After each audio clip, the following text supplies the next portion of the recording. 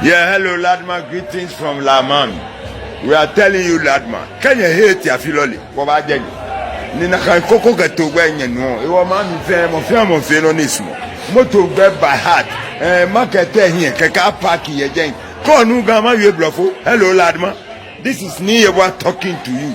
I'm telling you the fact. Play fun. That cocoa and togba you people should start.